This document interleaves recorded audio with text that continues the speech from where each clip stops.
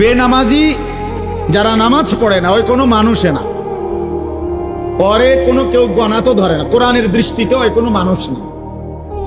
রাসূলুল্লাহ সাল্লাল্লাহু আলাইহি সাল্লামের হাদিসের দৃষ্টিতে যার কপালে সেজদা নাই ওই কোনো মানুষের বাচ্চা না, ওই জানোয়ার। এই জন্য ওরে কোনো হিসাব ধরে লাভ নেই। বেনামাজি ওই কোনো গণার মানুষ না।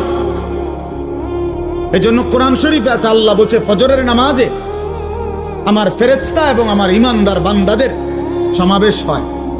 তার মানে বেনামাজিকে আল্লাহ তাআলা বান্দাই গণার ধরেন।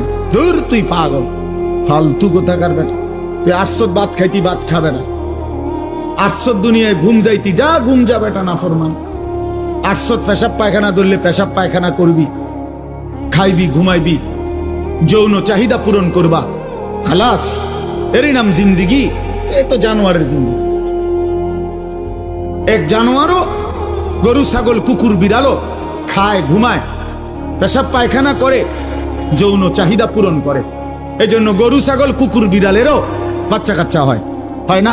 তাহলে বোঝা গেল তারও যৌন চাহিদা কি হয়? পূরণ।